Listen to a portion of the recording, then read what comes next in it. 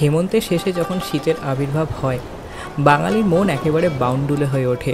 যেদিকে দুচোখ চায় একদিন হোক কিংবা এক সপ্তাহ বেড়াতে যেতেই হবে। কিন্তু অফিসের বস যদি ক্যাঁচাল করে, তখন একটা রবিবার দেখে হাফবেলার জন্য একটা পিকনিক তো করাই যায় নাকি। এই ধরো আমাদেরই মতন গেল রবিবার ওয়ানডে পিকনিক করতে বুরুল পালিয়ে গেছিলাম। নদীর পাড়ে না, একেবারে মাছ গঙ্গায় নৌকার ওপর চড়ুই ভাতি। এপারে বুরুল, ওপারে 58 গেট, মাঝখানে আমরা জাল ফেলে আমুদি মাছ ধরছি আর ভেজে ভেজে খাচ্ছি। এখন যেটা আমরা ভাজছি এটা হচ্ছে ফ্যাসা মাছ। এরপর কি আসছে? এরপরে আসছে আমুদি। ও, এরপর আমুদি মাছ আছে, তারপরে আছে পোয়া ভোলা, তারপর পোয়া ভোলা। তোমরাও যদি আমাদের মতন মাঝি ভাইদের সঙ্গে একটা জম্পেশ চড়ুই ভাতি করতে চাও, আমার গল্পে ভিড়ে যেতে পারো। সেদিনের ব্যাপক একটা অনুভূতি শেয়ার করতে চলেছি তোমাদের সাথে। তাহলে চলো একেবারে গল্পের গোড়া থেকে ধরা যাক।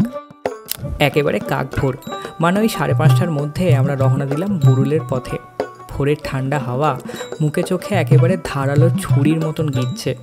তোমরা চাইলে গাড়ি নিয়েও আসতে পারো, আমাদের বাড়ির কাছে, তাই স্কুটি বাইক এসব নিয়েই বেরিয়ে পড়েছিলাম। আমার হাত পুরো কেঁপে যাচ্ছে। সকাল সকাল আমরা বেরিয়ে পড়েছি, হেভি মজা হচ্ছে।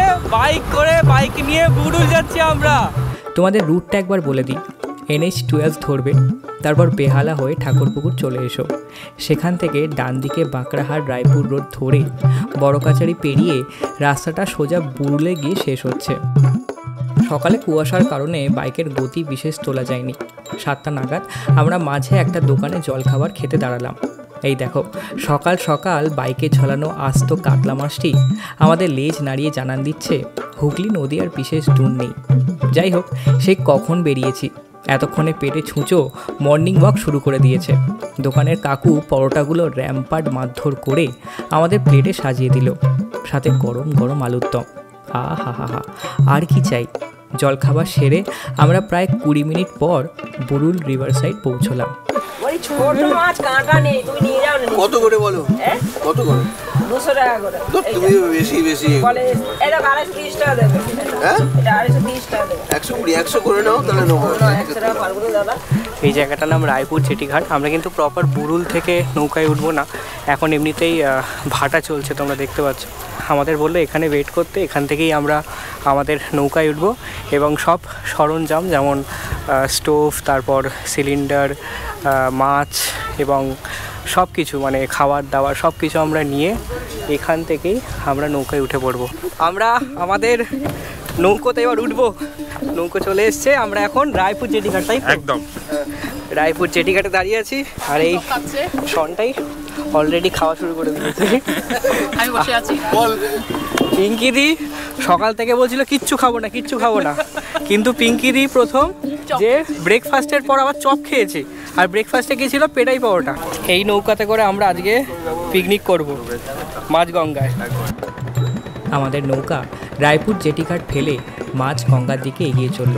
কুলকুল জলস্বর, জানুয়ারি মাসের দাপটে হাওয়া আর চড়া রোদ সব মিলিয়ে একটা আরামদায়ক আবহাওয়া। আমি অবলীলক্রমে বলতে পারি, এই রকম প্রাইভেট পিকনিক, তাও আবার গঙ্গাপক্ষে, তোমরা আগে হয়তো কখনোই দেখোনি।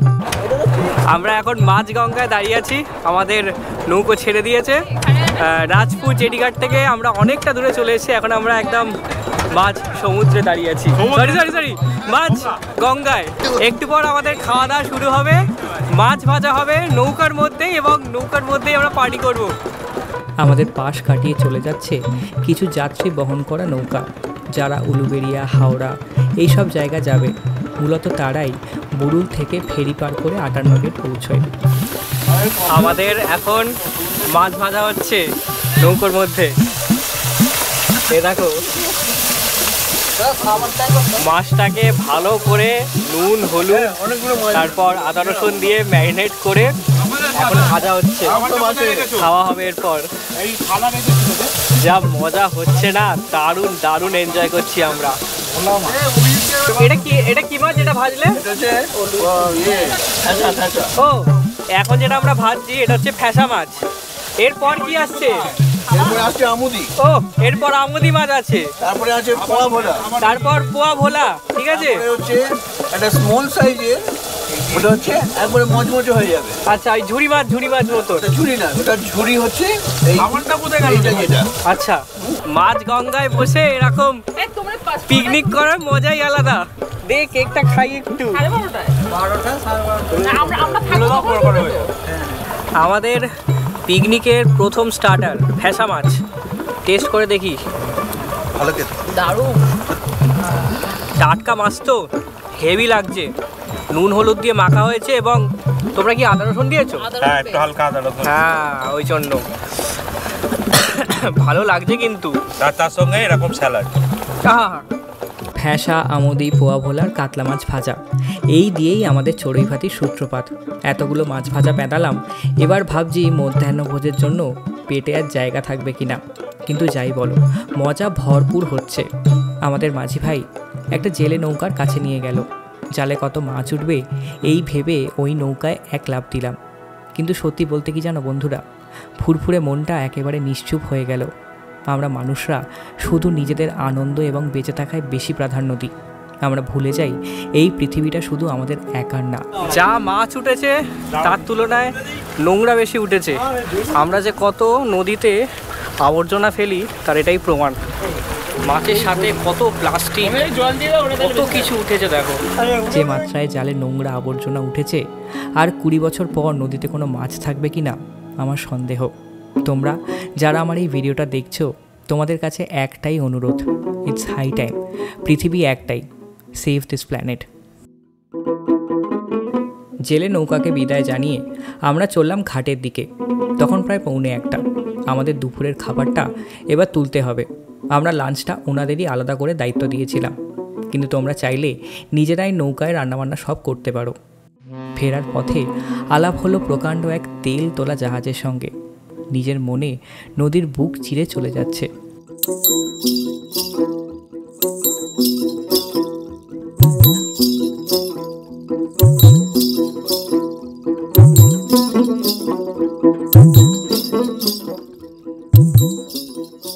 ওটার সামনে আমাদের নৌকাটা উই পোকার মতন ছোট লাগছে। যেতে যেতে আমাদের কিছু উথাল পাথাল ঢেউ উপহার দিয়ে গেল।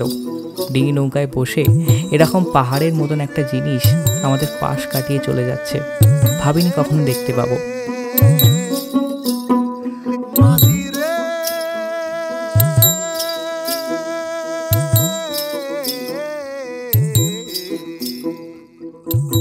বুরুলের ঘাটে আমাদের নৌকা বাঁধা হলো প্রায় 1:30 নাগাদ।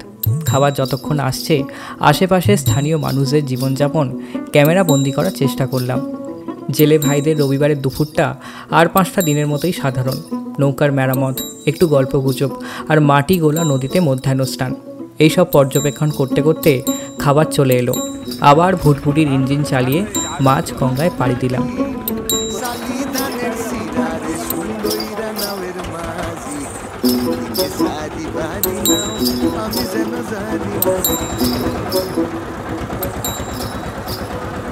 ফের একটা মাল বহন করা জাহাজের সাথে আলাপ।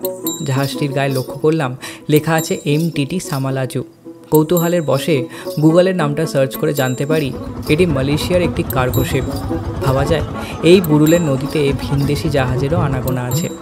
বেলা গড়িয়ে দুপুর হতে চলল। সূর্যের তাপ এবার কিছুটা হলেও কমেছে, তাই ঠান্ডাও অল্প জাগার দিয়েছে। এখন লাঞ্চ না করলে খাবারগুলো পরে ঠান্ডা হয়ে যাবে। আচ্ছা, আমাদের লাঞ্চ কিন্তু সার্ভ করে দেওয়া হয়েছে, তোমরা দেখো। প্রথমেই আছে ভাত এবং মাছের মাথা দিয়ে ডাল, মাছটা দিয়ে দিই, তার সাথে ঝুড়ি ঝুড়ি আলু ভাজা, তারপর আছে চিংড়ি মাছের মালাইকারি এবং দেশি মুরগির ঝাল। ওই যে ওটা ওখানে রাখা আছে, এখনো সার্ভ করে। নৌকাটা ছোট হলেও 10 জনের মতন আরামসে ফিট হয়ে যাবে। আমরা 7 জন ছিলাম। খাবার সময় আমাদের সেরম অসুবিধে হয়নি। তোমাদেরও অল্প 10-12 জনের মতন টিম থাকলে সারা দিনের জন্য একটা নৌকা ভাড়া নিয়ে এরম একটা পিকনিক করতেই পারো। দারুণ মজা হয়, একেবারে জনমানব থেকে দূরে মাছ গঙ্গায় নিজের মতন আনন্দ ফুর্তি। আমাদের খাওয়া দাওয়া শেষ, এখন একটু ফটোশ্যুট হচ্ছে। একদম সানসেটের সময়, পরন্ত বিকেল, দুর্দান্ত লাগছে, মিঠে মিঠে হাওয়া দিচ্ছে। আর আমরা এখন মাঝ গঙ্গায় দাঁড়িয়ে আছি। আর আমাদের সামনেই আরেকটা দেখো নৌকা আমাদের সামনে দাঁড়িয়ে আছে, এবং সেখানে কত কুচো কুচো সব কুচকে বুচকে ছেলেমেয়েরা ওদের বোটটা ছেড়ে দিয়েছে। পরন্ত বিকেল নেমে এলো। সূর্যি মামা আর কিছুক্ষণ পর দূর দিগন্তের ওপারে ডুব দেবে। ঠান্ডা মৃদু বাতাস হালকা হালকা গায়ে লাগছে। আমাদের এবার ঘাটে ফিরতে হবে। বুরুলের সানসেট অসাধারণ বললে কম হয়। পুরো নদী জুড়ে সোনালি রঙের ঝিকিমিকি, যেন কেউ নদীর জলে সোনা গুলে দিয়েছে। কে বলে ওয়ানডে ট্রিপে মজা হয় না? এই তো আমরা কি সুন্দর একটা চড়ুই ভাতি করলাম। আজকের দিনটা আমার বেশ মনে থাকবে। কারোর দিন আনন্দে শেষ হয়, কারোর আবার পরিশ্রমে। আমাদের সাথে বহু মানুষ নৌকায় চেপে ফেরি পার করছে। কারোর বাড়ি এখানে, কারোর হয়তো আবার আরেকটা বাস বা ট্রেন ধরে ঘরে ফেরা। যাই হোক, স্ক্রিনে একটা নাম্বার প্রোভাইড করলাম। বুরুলের নৌকায় পিকনিক করতে চাইলে এনাকে অবশ্যই কন্ট্যাক্ট করো। আমার গল্প এতটাই।